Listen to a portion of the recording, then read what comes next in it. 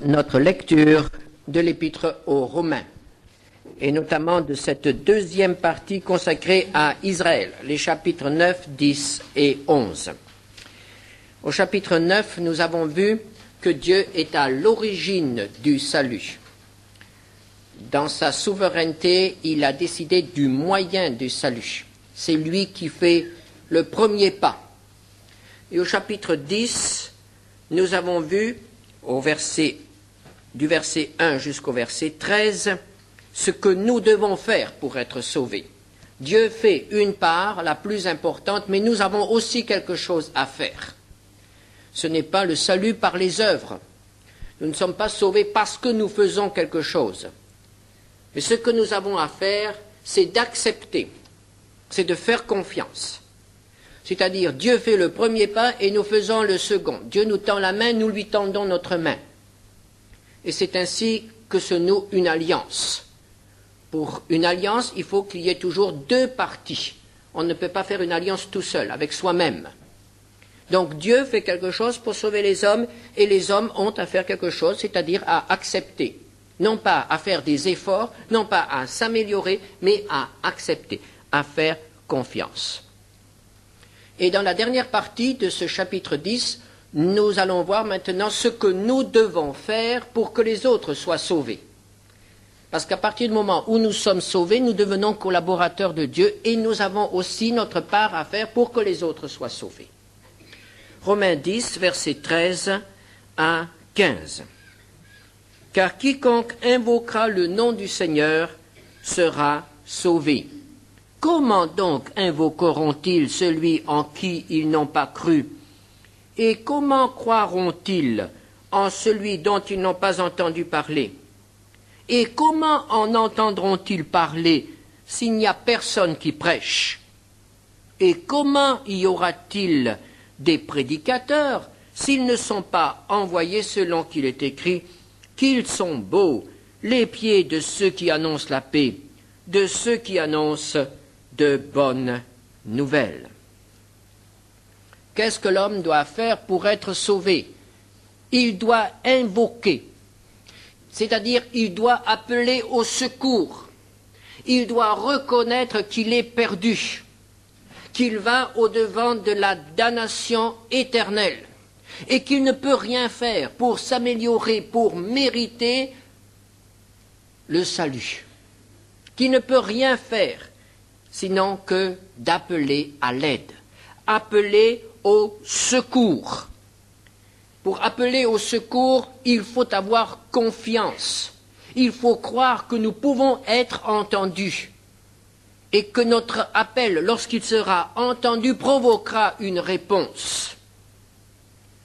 La foi qui sauve, est une confiance absolue en celui qui peut nous sauver, c'est-à-dire en Jésus de Nazareth, Jésus que nous appelons le Christ, le Messie, celui qui a été envoyé par Dieu pour racheter les hommes.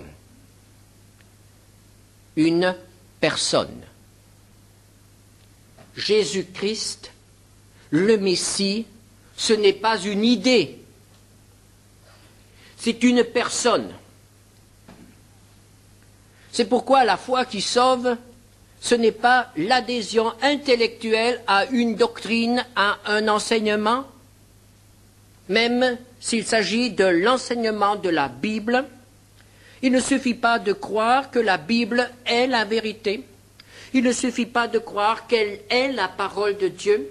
Il ne suffit pas d'accepter tout ce que la Bible nous enseigne concernant Dieu, concernant Jésus-Christ. Tout cela, nous pouvons l'accepter intellectuellement sans que notre position, sans que notre situation dans nos relations avec Dieu change en quoi que ce soit. La foi, ce n'est pas une adhésion intellectuelle à une doctrine. La foi, ce n'est pas non plus la soumission à des rites religieux, à une religion. Nous pouvons être membres d'une église, nous pouvons être membres de la meilleure église qui existe. Nous pouvons avoir une religion irréprochable sans être sauvés. La foi qui sauve est la confiance en une personne. Établissement de relations de confiance avec une personne, avec Jésus-Christ, Jésus de Nazareth, le Fils de Dieu, devenu homme pour nous sauver. Comment peut-on faire confiance à quelqu'un que nous ne connaissons pas? Pour beaucoup de personnes qui nous entourent, Jésus est un inconnu. Jésus est un personnage du passé. On parle de Jésus à Noël. On parle peut-être encore de Jésus le vendredi saint ou à Pâques. On se réfère à Jésus parfois dans le domaine politique, dans le domaine philosophique. Mais Jésus est-il vraiment connu? Pour beaucoup, il est un homme supérieur aux autres, mais on ne le connaît pas vraiment. Et nous savons que Jésus n'est pas seulement un personnage du passé. Comme tous les autres grands hommes, Jules César, Alexandre Ier ou d'autres encore, il n'appartient pas définitivement au passé. Il est vivant. Jésus est l'homme du présent, et je dirais même de l'avenir. Mais ce qui nous occupe ce matin, c'est qu'il est présent. Pourquoi? Parce que Jésus n'est pas resté dans son tombeau. La pierre a été roulée. Jésus est sorti vivant. Vivant d'une vie qui ne cessera jamais. Son corps a été transformé de manière à ce qu'il ne soit plus atteint par le temps. Le corps de Jésus ne peut être touché ni par la maladie, ni par la fatigue, ni par l'usure, ni par l'infirmité, ni par la mort. Jésus est vivant au siècle des siècles. Jésus est auprès du Père, mais par son esprit, il est aussi sur terre. Par son esprit, il est aussi parmi nous ce matin. Par son esprit, il peut être en nous, si nous le lui avons demandé. C'est pourquoi pour le chrétien, Jésus n'est pas quelqu'un, une référence du passé, mais Jésus est quelqu'un avec lequel il peut parler, avec lequel il établit des relations aussi vivantes que nous avons des relations avec nos plus proches. Parce que nous pouvons lui parler dans notre cœur et nous pouvons recevoir une réponse de sa part. Chapitre 10, verset 9, Dieu l'a ressuscité des morts. Et c'est ce qui fait de Jésus un personnage qui est absolument unique, qui ne peut être comparé à nul autre. Il est vivant, il est présent, il est proche de nous. Cette question de Moïse, qui montera ou qui descendra pour aller nous le chercher? Qui établira une relation? Quel est l'intermédiaire qui peut nous mettre en contact avec Dieu? Et la réponse jaillit, ce n'est pas nécessaire, il est là, il est tout proche, tu peux toi-même le rencontrer. Tu peux toi-même faire sa connaissance. Comment feront-ils la connaissance de Jésus sans nous? Comment ceux qui ne connaissent de Jésus que les histoires de l'Évangile, quelques histoires, ceux pour lesquels Jésus est un personnage du passé, comment sauront-ils qu'il est vivant et qu'il peut être présent? Lorsque nous avons des amis, un ami, nous le présentons. Nous parlons de lui. Jésus est plus proche de nous qu'un ami. Nous avons donc à le présenter. Comment faisons-nous pour présenter nos amis? Nous parlons d'eux, nous les décrivons, nous disons à ceux que nous rencontrons ce qu'ils ont fait et pourquoi ils sont nos amis. Et puis quand on parle d'un ami, On ne parle pas sur un ton monotone. Écoutez un peu un jeune homme ou une jeune fille parler de son ami. On ne s'ennuie pas quand on les écoute. Ils ont quelque chose à dire. Ils ont quelque chose d'intéressant, quelque chose de passionnant pour eux. L'ami, mais c'est quelqu'un de formidable. Comment parlons-nous de Jésus, notre ami? Avec timidité, avec crainte, en n'étant pas du tout assuré que notre enthousiasme, notre admiration pour lui sera partagée? Et si vraiment nous l'admirons, si vraiment nous sommes enthousiasmés par lui, je dirais si vraiment nous l'aimons, pourquoi sommes-nous si timorés? Pourquoi sommes-nous si craintifs? Pourquoi avons-nous peur que les autres ne partagent pas, eux aussi, notre amour pour lui à partir du moment où ils le connaîtront comme nous le connaissons? À partir du moment où ils pourront eux aussi, comme nous, entrer en contact avec lui. C'est à nous qu'il revient de présenter Jésus au monde. C'est à nous qu'il revient de faire connaître le Sauveur aux hommes qui se perdent. Et je dirais, il n'y a que nous. Dieu s'est volontairement limité aux hommes pour annoncer l'Évangile. Dieu aurait pu employer un autre moyen. Il aurait pu envoyer les anges pour annoncer l'Évangile. Et alors, ce ne serait plus notre affaire. Dans les rues de Marseille, à la porte de nos appartements, ici, à ma place, il y aurait des anges qui proclament l'Évangile. Mais Dieu ne l'a pas voulu. Comment les anges pourraient-ils vraiment parler du Sauveur? Pour eux, Jésus est le Fils de Dieu, le Roi dans sa majesté, dans sa gloire. Mais comment pourront-ils parler d'une vie transformée alors qu'ils n'ont jamais péché? Comment pourront-ils parler de la puissance de victoire de Jésus sur le péché alors qu'ils n'ont jamais fait cette expérience? Dieu a besoin d'hommes et de femmes qui ont été dans le péché, qui connaissent les problèmes de tous les hommes, des hommes normaux, des hommes comme tout le monde, dans lesquels Dieu peut faire son œuvre, et c'est à eux ensuite de dire voilà ce qu'il a fait pour moi. Comment quelqu'un qui n'a jamais été malade peut-il vanter les mérites d'un médicament?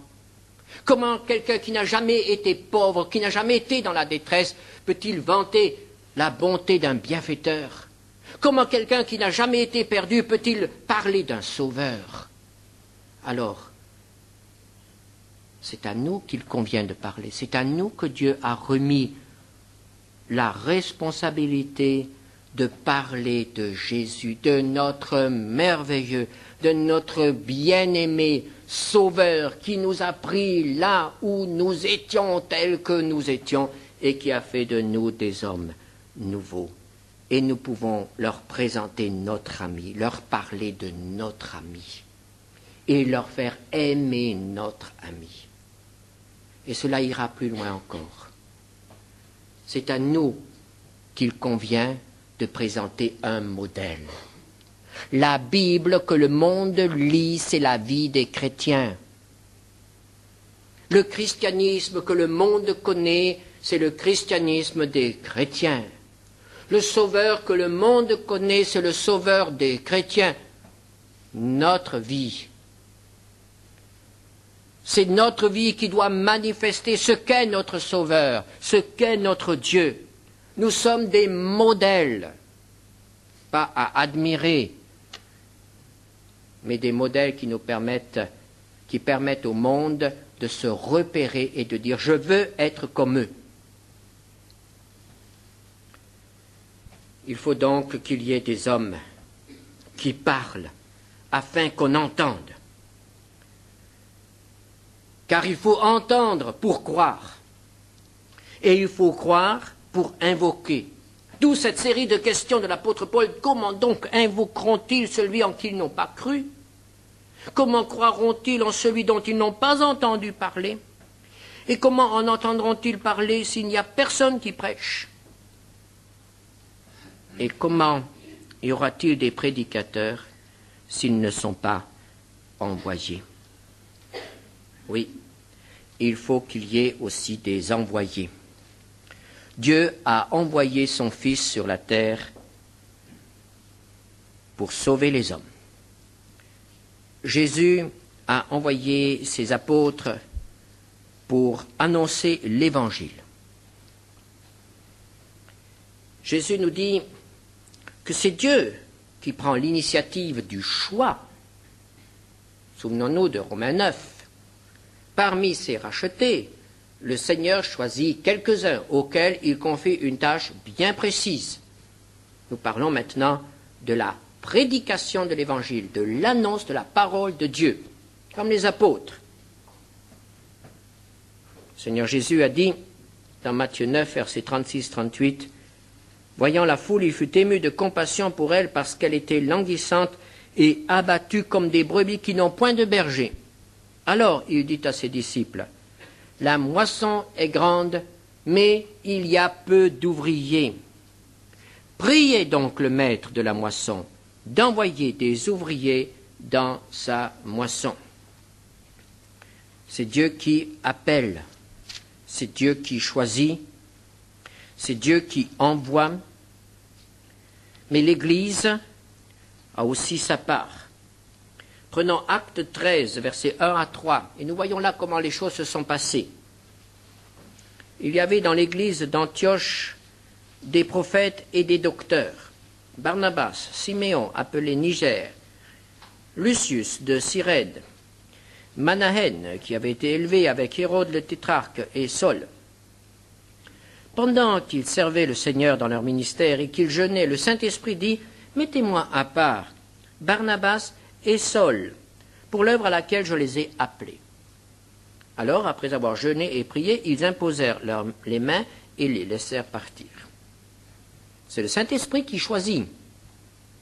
Dans tout ce groupe qui nous est nommé ici, Barnabas, Siméon, Lucius, Manahen, etc., Dieu choisit 2 hommes. Manahen était certainement quelqu'un de remarquable, puisqu'il avait eu la même éducation que le roi Hérode. Certainement quelqu'un qui avait une famille, qui était issue d'une famille très en vue, puisqu'il était un des familiers. Eh bien non, Dieu n'a pas choisi Manahen pour cette mission-là. Il l'a peut-être choisi pour autre chose. En tout cas, il avait une tâche dans l'Église. Dieu a choisi Barnabas, que nous connaissons, et il a choisi Saul de Tarse, qui deviendra plus tard l'apôtre Paul. Il les a choisis, il les a appelés. Et il s'adresse maintenant à l'Église, et il dit à l'Église, mettez-les à part et laissez-les partir. Effectivement, c'est ce qui est arrivé. Ils leur imposèrent les mains et les laissèrent partir. L'Église reconnaît donc l'appel que Dieu adresse à l'un de ses membres et lui donne les moyens d'y répondre. Moyens qui sont aussi matériels. C'est ce que Paul rappelle dans Tite au chapitre 3, versets 13 à 14. « Aie soin de pourvoir au voyage de Zénas, le docteur de la loi, et d'Apollos, en sorte que rien ne leur manque. Il faut que les nôtres aussi apprennent à pratiquer de bonnes œuvres pour subvenir aux besoins pressants afin qu'ils ne soient pas sans produire des fruits. » L'Église a donc la responsabilité de reconnaître l'appel qui est adressé à l'un de ses membres et de lui donner les moyens, et cela constamment, de répondre à cet appel. Car c'est ainsi que l'Évangile sera annoncé dans le monde. Il faut que des hommes prêchent. Pour qu'ils prêchent, il faut qu'ils soient envoyés. C'est la prédication de la foi qui permet aux incrédules de se reconnaître pécheurs et d'accepter le Sauveur. Il faut donc que la parole de Dieu soit annoncée par tous les moyens possibles. Il faut qu'il y ait une mobilisation de l'Église pour que la parole de Dieu soit annoncée. Il faut qu'il y ait des prédicateurs. Il faut que l'Église laisse partir ces hommes, permette à ces hommes de servir Dieu. Sinon, c'est une entrave à l'annonce de l'Évangile. C'est une entrave au salut des hommes. Dieu veut notre collaboration. Il a décidé de nous employer pour faire connaître son Fils. Et il a décidé de confier l'annonce de l'Évangile aux hommes. Si les hommes se taisent, si les chrétiens se taisent, si les chrétiens n'envoient plus, si les églises ne sont plus préoccupées de mission et d'évangélisation, Jésus-Christ sera mort en vain, puisque plus personne ne le saura. En une génération, tout s'arrêtera. Nous sommes responsables de l'annonce de l'Évangile pour notre génération. Nous ne sommes pas responsables de ce qui s'est fait au siècle dernier, ni de ce qui se fera après nous. Nous sommes responsables pour notre génération. Est-ce que nous sommes conscients d'avoir été fidèles dans ce domaine? Est-ce qu'il n'y a pas eu un moment dans notre vie, peut-être, où Dieu n'a pas pu compter sur nous? Où nous avons fait défaut? Peut-être tout simplement dans la régularité de notre envoi à une œuvre missionnaire, qui comptait sur notre don. Mais nous étions occupés, nous étions distraits, nous avions peut-être un autre achat à faire, nous avions peut-être une fantaisie à nous permettre où nous étions en vacances. Et voici que cette œuvre a eu des problèmes dans son budget. Voici que peut-être un missionnaire n'a pas eu son envoi dont il dépend en Afrique ou en Asie quelque part. Nous ne nous en sommes pas souciés parce que c'était peu de choses. Nous ne pensions pas que notre offrande pouvait avoir une influence dans l'œuvre missionnaire, quelque part dans le monde. Mais il se trouve que Satan sait très bien agir dans l'ensemble, et peut-être qu'au même moment, 100, 200 ou 1000 chrétiens comme nous ont pensé et ont agi de la même manière que nous. Et c'est ainsi qu'une œuvre a peut-être dû arrêter une émission à la radio. Ou peut-être qu'une imprimerie a dû s'arrêter parce qu'elle ne pouvait plus acheter de papier pour imprimer des Bibles. Ou peut-être tout simplement un missionnaire a dû rentrer ou n'a pas pu partir en mission parce qu'il n'a pas trouvé son soutien. Attends.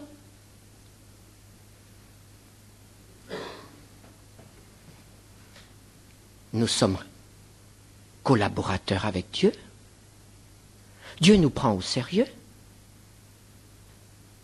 Quand nous prenons un engagement de soutien pour quelqu'un ou pour quelque chose, quand nous votons un budget d'église, c'est sérieux. Parce qu'on va marcher comme ça pendant une année.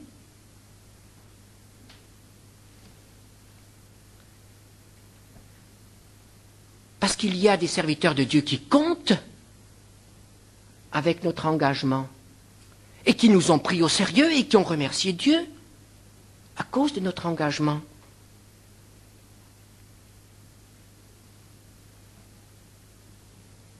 Comment entendront-ils si nous sommes infidèles?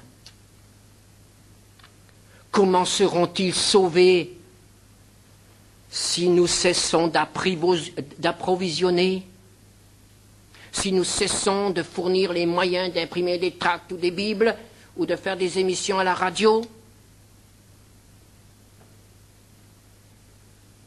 Ne prenons pas nos engagements à la légère. Mais le budget missionnaire, le budget pour l'œuvre de Dieu, dans notre budget personnel, doit avoir la priorité. Au début du mois, cet argent doit être mis de côté et qu'on n'y touche plus, quoi qu'il arrive.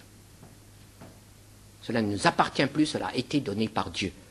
Ensuite, nous pouvons le répartir. Dieu nous a pris au sérieux prenons nos responsabilités au sérieux devant lui, afin que son œuvre ne soit pas entravée. Oh, il ne s'agit pas de faire vivre des œuvres, il ne s'agit pas de faire des œuvres, mais il s'agit de sauver des âmes. Il s'agit de jeter la bouée de sauvetage à des naufragés, d'arracher des flammes, des êtres qui s'y trouvent et qui ne connaissent pas la porte de sortie. Le salut, mais c'est quelque chose de sérieux.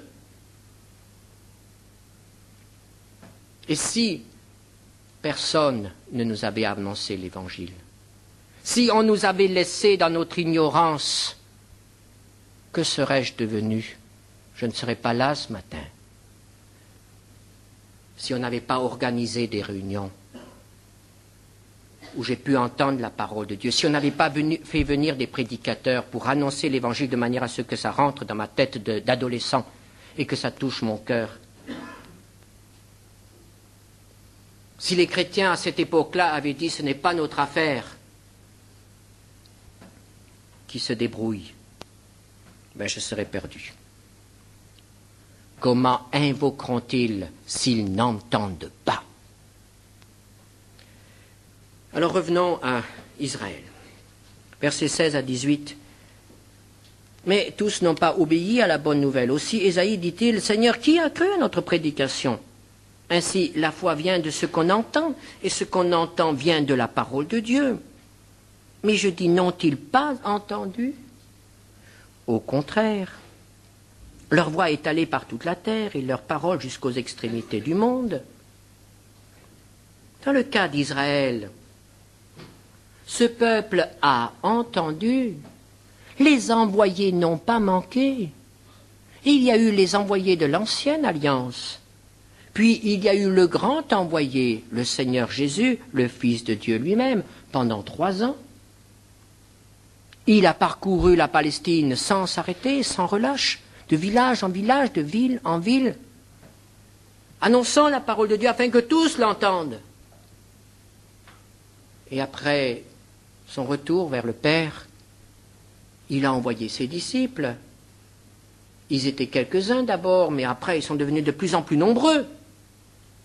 Et les apôtres ont commencé à annoncer la parole de Dieu à Jérusalem, puis dans la région, puis dans toute la Palestine. Nous savons que l'apôtre Paul a parcouru l'Empire romain.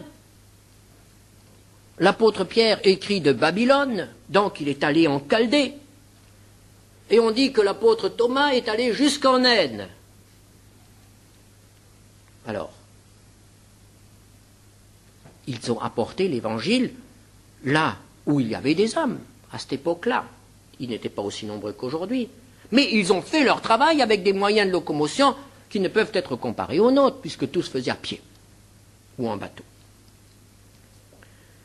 Alors, effectivement, l'apôtre Paul peut dire « Leur voix est allée par toute la terre ». Mais alors pourquoi Israël ne l'a-t-il pas accepté? Israël ne l'a-t-il pas su?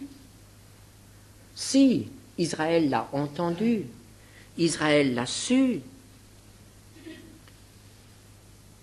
Jésus s'est adressé à Israël. Les apôtres se sont adressés à Israël en tout premier lieu. L'apôtre Paul, lui-même, qui avait comme vocation de s'adresser aux païens, disait aux Juifs premièrement. Et sa première démarche était de trouver une synagogue dans la ville où il se rendait, pour rencontrer les Juifs, pour leur parler. Mais beaucoup ont rejeté, beaucoup n'ont pas cru, et c'est alors que les apôtres se tournaient vers les païens. Acte 13, versets 44 à 46. Le sabbat suivant, presque toute la ville se rassembla pour entendre la parole de Dieu. Les Juifs, voyant la foule, furent remplis de jalousie et ils s'opposaient à ce que disait Paul en le contredisant et en l'injuriant. Et là, nous voyons que non seulement ils n'acceptent pas pour eux, mais encore ils font tout ce qui est en leur pouvoir pour empêcher les païens de croire en Jésus. Paul et Barnabas leur dirent avec assurance, c'est à vous, premièrement, que la parole de Dieu devait être annoncée, Mais puisque vous la repoussez, et que vous vous jugez vous-même indigne de la vie éternelle, voici, nous nous tournons vers les païens. Ils n'ont pas voulu accepter.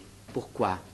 Comme l'a expliqué Paul au chapitre précédent, parce qu'ils étaient prisonniers de leur zèle, d'un zèle charnel qui voulait imposer à Dieu leur propre justice. Ils voulaient se sauver par le moyen qu'ils avaient choisi eux-mêmes et ils rejetaient le salut que Dieu leur offrait.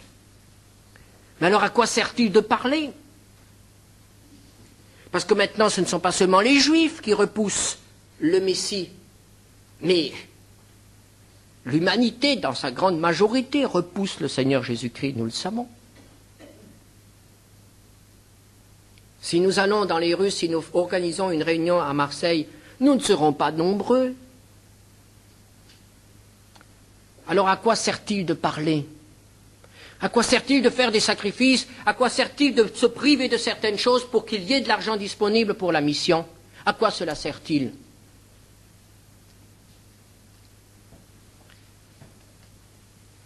Nous ne parlons pas parce que nous rencontrons du succès, mais nous parlons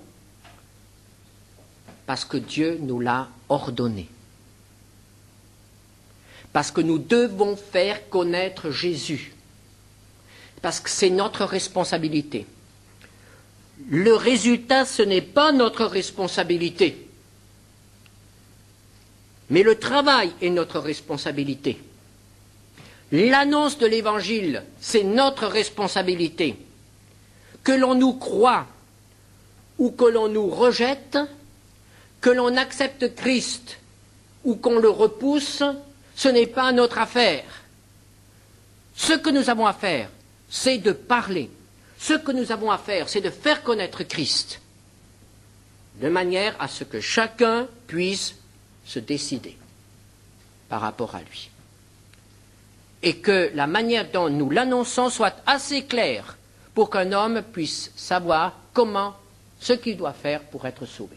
Et le reste, ce n'est pas notre responsabilité. Nous avons à continuer à prier, nous avons à continuer à parler, que l'on nous croie ou non, nous devons continuer.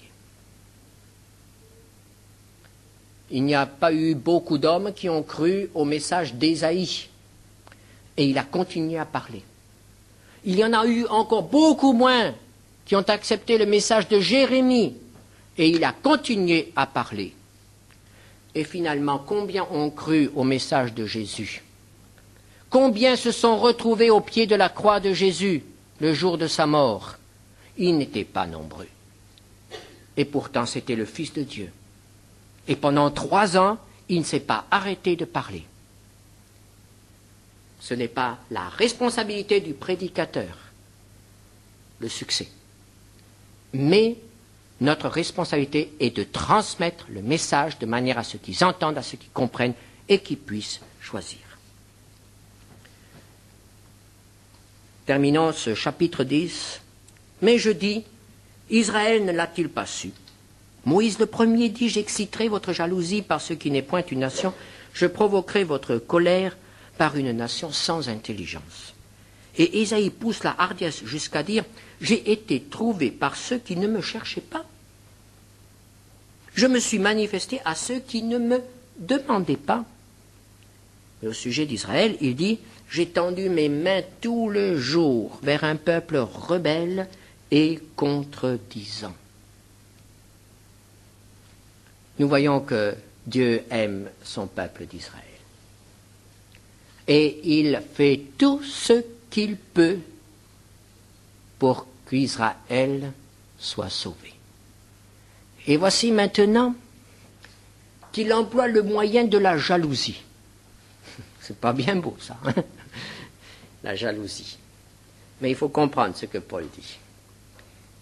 Il dit, Dieu voyant que ses enfants ne rentrent pas à la maison, que fait-il? Il ouvre la porte aux enfants du quartier. Il ouvre grand sa porte à tous ceux qui passent devant la maison. Et voici que ceux-là entrent. Ils ne posent pas de questions. Ils sont tellement heureux de pouvoir entrer dans la maison. Et les païens sont entrés. Les païens ont reconnu qu'ils avaient besoin d'un sauveur. Les païens ont saisi cet évangile, ils ont cru. Et les païens sont entrés en foule, en masse dans la maison du Père. Et le Père s'est dit, mais alors, que vont faire mes enfants? Voyant que cette maison est si accueillante pour tous les hommes, que vont-ils faire? Eh bien, Israël s'est endurci. Et en voyant que les païens entraient dans la maison, Israël s'est encore retiré davantage. Israël n'a pas pu supporter que Dieu aime les païens.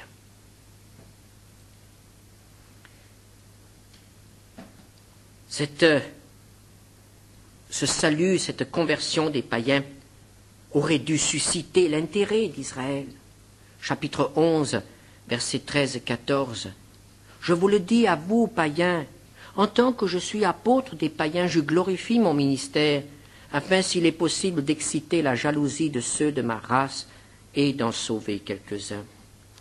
Ou bien encore, dans Ésaïe, au chapitre 24, nous avons la même démarche du Seigneur. Ils élèvent leur voix, ils poussent des cris d'allégresse, les païens.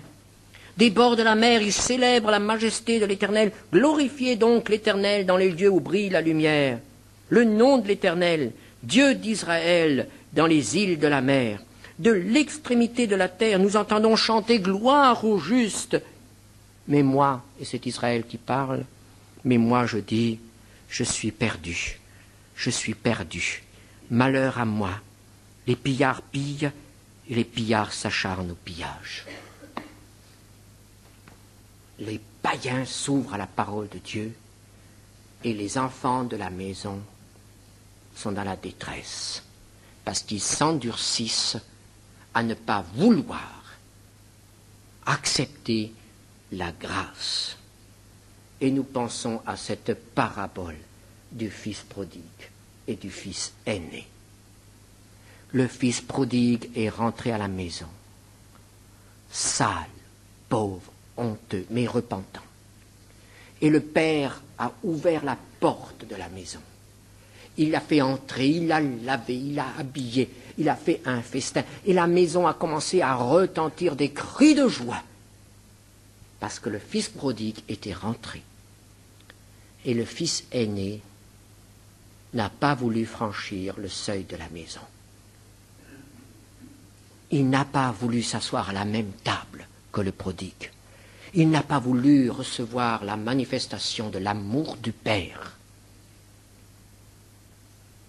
Il est resté dehors.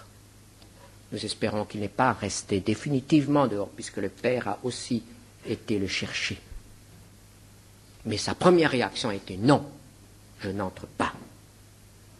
C'est le drame d'Israël, qui reste dehors, peut-être aussi à cause de nous, à cause de l'amour que Dieu nous a témoigné. Mais nous verrons la prochaine fois que nous étudierons l'Épître aux Romains que Dieu a quand même encore un plan pour son peuple et des réserves d'amour pour ce peuple rebelle.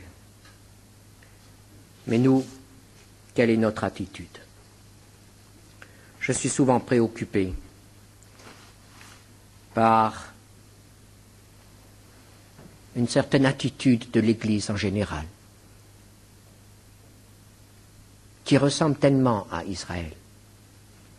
On se replie sur soi-même, on perd la vision des besoins des âmes qui se perdent dans le monde.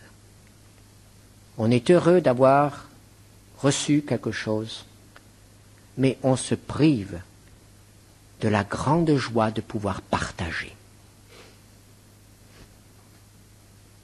Et en cette période de l'année où Nous allons bientôt de nouveau commencer à nous pencher sur le budget de l'Église.